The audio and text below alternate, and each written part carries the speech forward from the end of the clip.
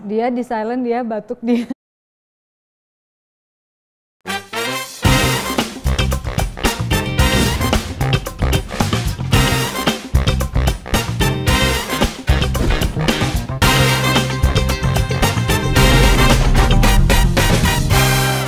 Hari ini kita mampir ke Geraha Ali Sadikin. Ada bazar buat belanja menjelang hari raya. Selamat siang para peserta dan hadirin. Bang Dul datang mau buka acara. Dengerin ya. Kemudian akan saya tekankan bahwa pelatihan harus lebih ditambah dan tentu saja untuk penyertaan modal supaya bisa lebih berkembang. Kalau kita ingin menghadapi 5 abad, kita masih ada waktu 2 tahun. Karena 2027 itu adalah titik awal 5 abad Jakarta.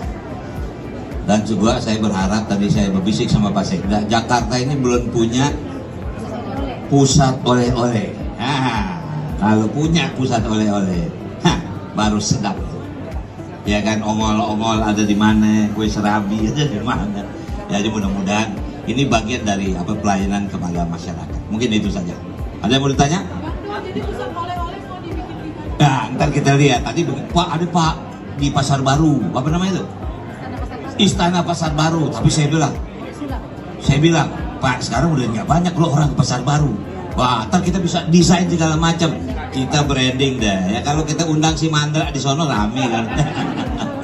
Nggak, artinya Jakarta harus punya pusat oleh-oleh. Ya kalau kita lihat di beberapa tempat kan Bali punya, Jogja punya. Jadi sudah saatnya untuk Jakarta juga punya pusat oleh-oleh.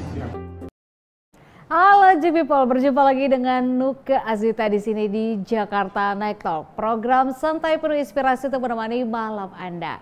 J People, malam ini seperti biasa Nuke kembali hadir bersama bintang tamu kita yang akan nanti membahas berbagai hal dan juga isu terkini seputar Jakarta. Malam hari ini akan hadir menemani Nuke adalah seorang aktor yang sudah malang melintang di dunia perkomedian tanah air dan juga sering tampil di berbagai acara televisi nasional. J People, tanpa lama-lama langsung saja kita undang Bang Kimo Gerbang. Mana ya? Nah. Bung Askuntum merekah di atas batu. Assalamualaikum warahmatullahi wabarakatuh. Waalaikumsalam. Belum apa-apa udah dipantunin kita. Buat halus buah bangkuang, alhamdulillah dibalas kagak diri tuang. Itu dia yang penting. Silakan Bang Kimo. Ini duduk di sini nih. Duduk santai aja. Aku kira duduk di pelaminan bersama kamu. Iya. Tahun 2025. Mau minum apa Bang? Jadi kita Air. ngobrol santai-santai aja. Air yang paling mahal. Oh, yang paling mahal. Air Jordan. Ada. Air Jordan. 2,5 juta tuh gue beli. Air matang air mentah. Ya yang biasa aja. Kalau bisa kasih cupang sama daun ketapang. Iya. Nggak jadi diminum kalau ada cupang ya. Baik, kita minum aku juga. Ya, gue masak airnya lu ya. Iya dong. Hebat loh. Bisa sampai dingin gitu ya berembun. Bisa nggak kekerasan, nggak kempukan. Pinter deh bikin air patengnya. Air begitu. Oke, Bang Kimo, apa kabarnya? Sibuk apa aja? Ini kan mau puasa nih kita ya kan? Betul sekali nih. Kayaknya makin sibuk nih. Kalau di bulan puasa ini lagi pemanasannya stretching nih, karena ntar bakal terjadi perebutan takjil ya dengan teman-teman yang lain. Nguar takjil ya? Jangan sampai nggak dapat risol mayo, jangan sampai nggak dapat pisang coklat, cuma ngeres-resan gorengan. Kalau sedikit telat keluar rumah aja ya, kita tuh udah telat dapat gorengan. Bener. Kenapa ya? Kalau puasa tuh kita identiknya nyarinya gorengan ya? Bener sekali, karena memang puasa itu atmosfer bersamaannya sangat kental. Umat-umat non-muslim pun boleh beli yang namanya takjil. Nah, kalau kayak tahun kemarin kan kita kalau ngeluar malah sama yang non muslim nah, nih. Makanya buat penjual takjil, kalau mau jual takjil yang mau beli takjilnya suruh setoran ayat pendek coba. Bingung kan? Atau enggak lihat KTP-nya dulu. Iya, bener. Lihat KTP-nya. Tapi sibuk apa nih? Selain nanti mau siap-siap ngeluar takjil. Masih sama kegiatan, masih di dunia komedi, di depan layar, belakang layar, di depan layar as a talent, belakang layar sebagai kreatif komedi aja. Ya berarti memang nggak jauh-jauh dari dunia perkomedian. Betul sekali. Karena kan saya seniman, senang nitip teman. Saya boleh titip teman saya? Apanya nitip bahasa gitu? Nitip ya. Titip teman saya. Kasih duit kagak, cuma nitip doang. Penitipan gratis dong ya. Bang Kimo, boleh ceritain nggak sih perjalanan awalnya berkecimpung di dunia kesenian ya? Kenapa harus memilih dunia kesenian? Kan masih banyak nih yang lain. Berbicara soal cerita awal karir, ini ceritanya sangat panjang sekali. Kalau mau tahu, kita lihat VT berikut ini. Iya, Nah, nggak jadi. Editornya Buyeng. Aduh, harus kerja nih gua. Enggak, kalau berawal namanya seniman, memang darah seni sudah mengalir dari kecil. Karena kita kan sebagai bocah Betawi yang lahir di lingkungan Betawi banget.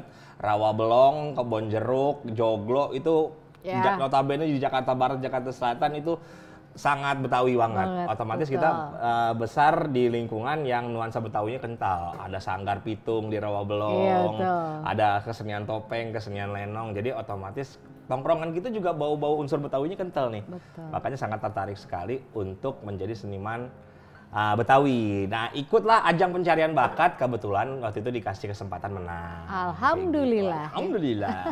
Anda juga Betawi, Bang. Ente Betawi juga. Betawi juga. Pantes Ibu. Anda cium dari jauh bau kue rangi. Iya, kue rangi. Nggak sekalian roti buaya. Karena di Betawi itu banyak banget kue-kuenya luar biasa sekali loh. Iya. Ada kue yang suka nanya, kue ape? Ape? Ape. Ape? Nggak kelar-kelar habis itu nanyanya ya. Ada kue yang kalau laku sama nggak laku namanya beda.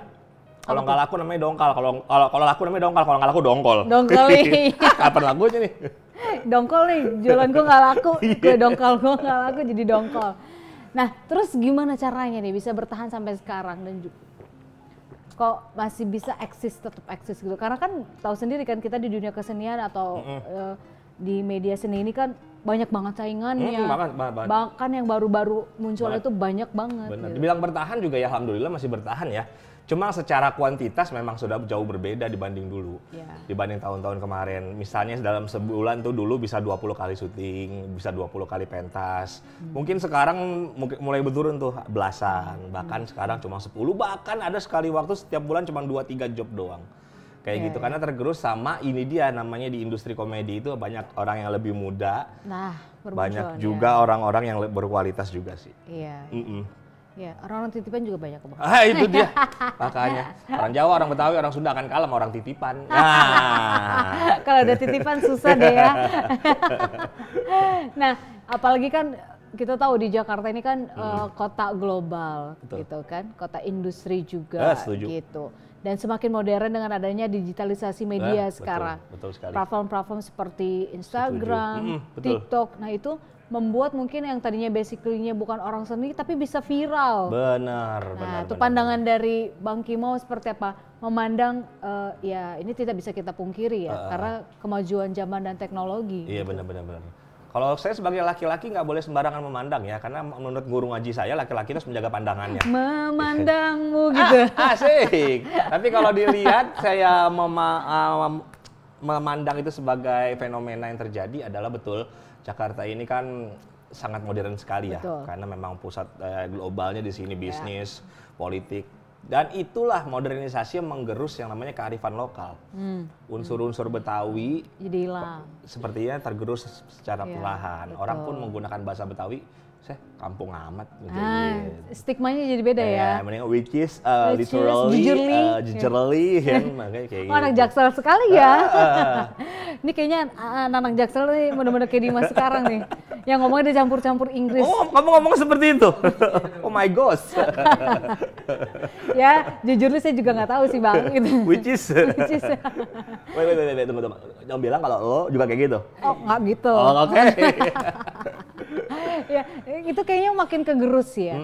Kalau kita membawa anak-anak zaman sekarang tuh kayak Gen Z gitu, berbicara budaya, mereka malah lebih apaan sih? Kita ke Korea-Koreaan aja, atau ke Barat-Baratan aja gitu. Pernah sekali kesempatan nih sangat benar-benar ironis sekali ya. Pernah ada satu kesempatan aku ngisi acara di sekolah swasta, sekolah internasional loh. Anaknya orang-orang kaya semua. Jadi tuh mereka nggak bakal deg-degan dengar bunyi token bunyi tengah malam. Karena nggak akan pernah terjadi. Di rumah mereka kesetnya nggak bakal pakai boxer bekas. Atau kaosnya udah nggak dipakai. Mereka nggak bakal melewati momen-momen beli bensin ngakalin duit sobek. Nggak bisa. Nggak pakai gayung lope. Nggak pakai gayung lope. Kayak gitu. Nah, pernah sekali waktu gue nge-MC di situ, gue aku mengeluarkan kata-kata bercandaan, wah, Ade rambutnya bagus banget nih kayak kemoceng. Mereka nggak tahu kemoceng. Bingung nggak tuh? Salah nggak tuh? What is that kemoceng? What is that kemoceng? Nah, gue nggak tahu what is that-nya apa. Bahasa Inggris. Berarti dia nganggapnya apa ya kemoceng tuh ya? Nah, itu dia. Bener-bener anak zaman sekarang di sekolah internasional, gue nggak tahu apa mereka karena nggak dididik sama orang tuanya cara membersihkan rumah, mereka tidak tahu kemoceng. Mungkin mereka tidak tahu ada pasar kali ya, karena taunya makanan itu setiap hari sudah jadi. Nah, itu Jangan-jangan. dia. Bener-bener. Nah, ini memang ya apa ya, fenomena yang sangat miris sebenarnya. Betul. Ya, apalagi khususnya di Jakarta itu kan berbagai macam ras nih ada loh. Benar. Bukan Betawi aja maksudnya ya, Betul. Jawa, Batak, apapun. Tapi kenapa ya dengan adanya banyak macam ras budaya tapi malah semakin membuat anak muda zaman sekarang jauh. Nah itu faktor modernnya itu sendiri yang benar-benar menggerus yang namanya kearifan lokal yang ada di Betawi. Sedangkan unsur kearifan lokal Betawi itu kan tidak cuma sekedar dari budayanya doang. Bukan hanya makanan. Nilai-nilai orang betul. Betawi itu selalu gotong royong, selalu senyum. Orang Betawi itu baik loh.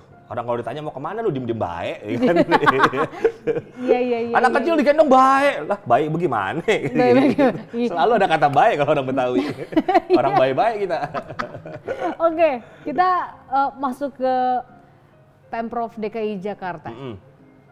Ini kita kan tinggal di sini ya, di Jakarta ya. Bagaimana Kamu sih? di mana Jakartanya? Oh, aku ada di Palmerah, Kebayoran Baru, macam-macam. Betawi, betul Betawi sekali itu. Ya kan, Kemanggisan dan lain-lain. Karena memang keluarga di sana. Betul. Banyak. Ada di Palmerah tuh yang terkenal ada kue cubit sama kue tete. Jangan digabung tuh, kan gak enak kue cubit, tete. Cubit, Makanya, tapi enak di situ. Iya. Nah, kalau menurut Bang Kimo, mestinya seperti apa sih peran dari Pemprov untuk nantinya bisa menjaga kelestarian seni dan juga budaya Jakarta agar bisa eksis gitu, apalagi melihat fenomena yang sekarang nih. Kepemimpinan Mas Pram sama Bang Dul ini nggak tahu kenapa ada keyakinan yang sangat besar sekali. Karena Bang Dul sendiri kan kita memandangnya sebagai orang Betawi itu dia perwakilan kita banget, tokoh Betawi banget ini orang dan nih. Seniman gitu ya? Seniman banget, jadi udah benar-benar frekuensi kita banget ketika kita memandangnya sebagai seniman. Udah seniman banget, Betawi banget. Siapa yang gak kenal Sidul anak sekolahan? Sampai bener. sekarang sinetronnya pun tetap ditayangkan. Itu makanya. Sinetron mana yang gak habis ditayang? Udah habis ditayangin ulang. Nah Habis itu tayang cuma Sidul anak sekolahan doang. Ya makanya luar biasa ya. Begitu juga memandangnya dengan Mas Pram. Mas Pram itu kan pengalaman birokratnya luar biasa. Politiknya juga nggak diragukan lagi. Ya. Konsistensi dia. Makanya kombinasi antara Mas Pram sama Bang Dul ini wah optimis banget sih. Ya kombinasi yang akan menjadi luar biasa ya. Betul. Oke. Nah ini berarti Bang Kimo optimis ya? Optimis dengan banget. kepemimpinan kedepannya nanti dari Mas Pram dan juga Bang Dul. Benar, optimis banget. Optimisnya seperti apa lagi selain dari Sangat segi budaya? optimis sekali Bang Dul pasti bisa memajukan yang namanya seni kreatif kebudayaan khususnya Betawi. Sangat buktinya dia sangat concern sekali sama seniman-seniman Betawi. Ya. Dia bahkan membuat satu di MRT bahkan yang baru-baru ini nih yang luar biasa. Ya, jadi seperti kayak di luar negeri juga ya.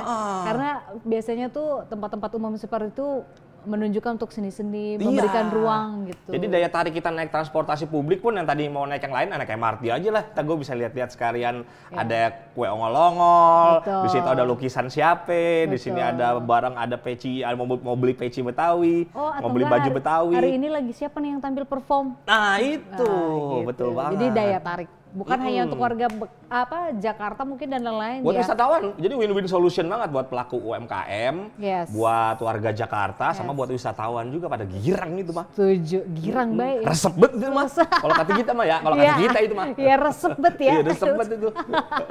Nah ini juga Bang Dul kan katanya ingin membangun pusat oleh-oleh Jakarta. Seperti Jogja dan juga Bali kan kita kalau ke Bali, yuk beli oleh-oleh yuk di pusat oleh-oleh ada. Jakarta belum ada nih.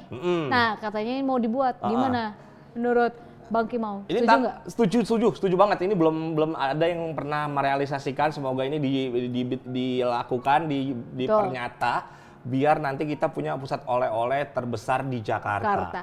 Kalau nanti ada wisatawan domestik maupun mancanegara, apa itu roti buaya ke pusat oleh-oleh Jakarta? What is ondel-ondel? Kita bisa lihat ada ondel-ondel. Apalagi itu kue kembang goyang. Nah itu dia flower shaking, kembang goyang. Itu kue bisa bikin goyang-goyang kita kalau habis makan gitu kan. Kita tinggal tahu ini kue, cookies from Indonesia. Kembang goyang nggak perlu nyawer kok dia, tenang aja. Dimakan bikin kamu goyang. Yes. Nah jadi itu menarik sih karena kan kayak kita juga punya batik khas Jakarta. Batik khas Jakarta, batik Betawi ada. Baju apa tuh? Pangsi. Baju pangsi Betawi. Pangsi Betawi. Ini loh. Bule pakai baju pangsi. Kalau orang Jepang, Kalau turis tuh biasanya datang pakai baju kimononya, Iya. ya Gimana kan, caranya kabukinya. ya? Siapa tahu bule ada yang pakai baju jampang, baju pitung, ya kan. Betul. Tiba-tiba ya kan, serampang, serimping, ada di dalam selampe, siapa di samping, baru nyampe. Kan enak kayak Tapi gitu. menarik ya, Iya. apalagi pakai gesper hijau Nah, itu ala-ala dia. bapak-bapak zaman dulu itu lah ya. Benar, kayak Iya. gitu. Kan keren itu, Kita Betawi bayangin. banget emang. Jadi nilai positif dan keunikan tersendiri. Betul, tapi setuju sih mudah-mudahan benar-benar terrealisasi ya nanti ya. Jadi amin, kita amin, juga amin. bangga Optimis. kalau Jakarta ke Jakarta nggak beli oleh-olehnya, wah berarti belum afdol. Betul. Jadi kan memajukan UMKM yang ada di Jakarta juga nanti betul, untuk betul, bisa betul banget. memasukkan produk-produk mereka di situ. Betul banget, tinggal dari UMKM-nya sendiri nih jangan sampai ketinggalan zaman. Sekarang udah zaman digitalisasi, modernisasi, bikin packaging-packaging yang menarik. Iya, jadi bukannya kalau sekarang memang zamannya mau nggak mau kita yang menjemput. Dan Kita harganya yang juga jangan terlalu mengikuti. mahal lah. Jadi semua orang bisa menikmati dengan mungkin Mas Dul bantu memberikan sarana dan prasarana, Wadahnya, ya kan. ya. Harganya tidak terlalu mahal, otomatis cost produksinya juga di-press, jadi harganya pun tidak terlalu mahal, semua bisa menikmati. Betul. Bukan cuma wisatawan. Betul. Kayak Nah ini ada gitu. lagi nih, harapan dari Bang Kimau Jakarta sebentar lagi ini kan udah memasuki usia 5 abad. 5 abad tuh. Dan juga pemimpinan Mas Pram dan Bang Dul 5 tahun ke depan nih.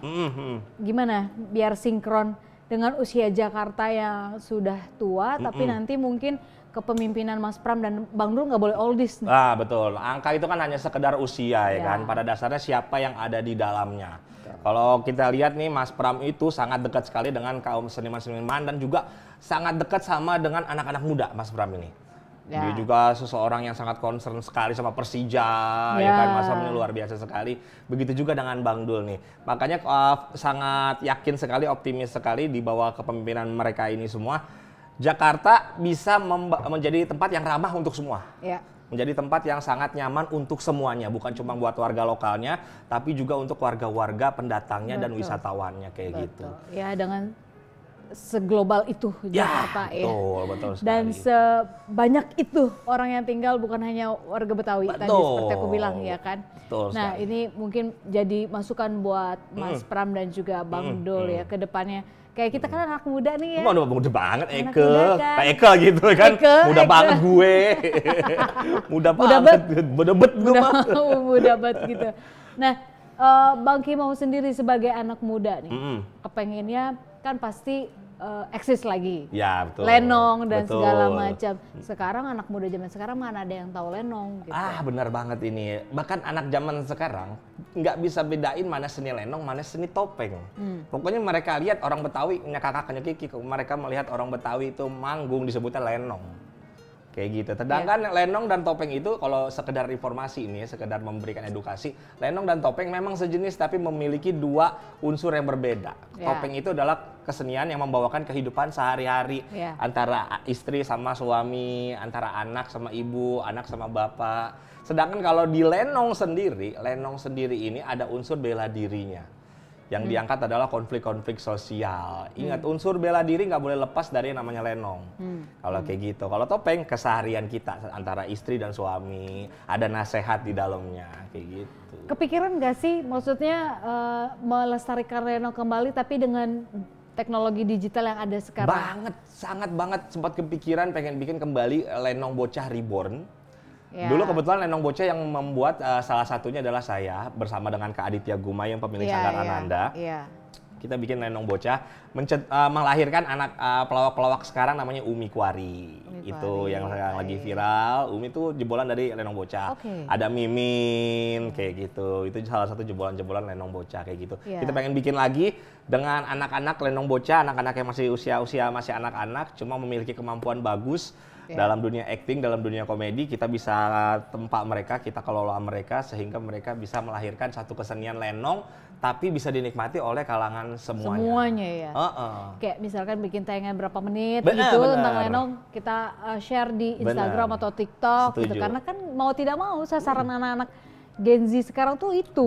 Platform-platform digital seperti itu. Mungkin kalau yang main lenong aku nggak ada yang mau nonton. Cuma kalau yang main lenong misalnya selebgram, siapa tahu mau. Ya itu gitu. kita bikin apa ya, ide-ide baru lah ya. Tapi tidak mengurangi kesukaan dari betul sekali. anak-anak zaman sekarang juga gitu. Betul, dan tidak memandang itu menjadi tradisional banget, oldies banget. Norak deh, hari gini masih lenong. Gitu. Tapi gimana caranya pola pikir mereka? Norak lo nggak tahu lenong. Nah, that's right, pintar sekali. Kamu jadi pengen nafkahin kamu aku. Ada, kita berharap ya, harapannya sekali lagi deh harapan dari Bang Kimau untuk Mas Pram dan Bang Dul yang sekarang sudah bekerja sebagai gubernur dan juga wakil gubernur Jakarta yang baru. Pokoknya Mas Pram buat Bang Dul buktikan pembangunan yang nyata ya. Jadi nyatakan semua angan-angan dan cita-cita seluruh warga Jakarta. Kita sangat mengandalkan kalian sekali. Dan buat para seniman juga lebih concern lagi dengan memperbanyak fasilitas-fasilitas kebudayaan kayak gitu. Pokoknya makasih banyak untuk kerja keras kalian dan kita mengandalkan kalian sekali lah. Baik ya Mas Pram dan Bang Dul, mudah-mudahan di tangan anak muda nanti berikutnya Jakarta, nggak hanya Jakarta tapi Indonesia bisa jauh lebih maju. Betul lagi sekali. Ya. Thank you banget. Thank you juga Nuke. Thank you brother. Terima kasih banyak. Siap. Kita ketemu lagi someday ya. Siap. Ngobrol-ngobrol lagi ya tentang kesenian Jakarta dan Nanti Betawi. banyak yang aku ceritakan tenang aja. Hidup Betawi ya. Yes. Oke, baiklah Jack People, Jakarta memang selalu punya cerita untuk kita bagikan dan terima kasih Jack People yang sudah menyaksikan Jakarta Night Talk di episode kali ini. Nuke Azwita dan juga kru yang bertugas pamit undur diri. Selamat malam, Jakarta menyala. Terima kasih semua. Thank you guys.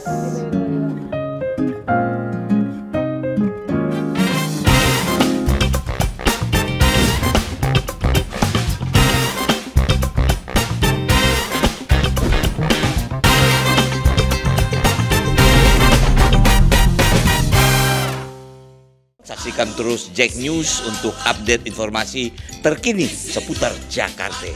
Dari Jakarta untuk Indonesia. Jack News dari Jakarta untuk Indonesia.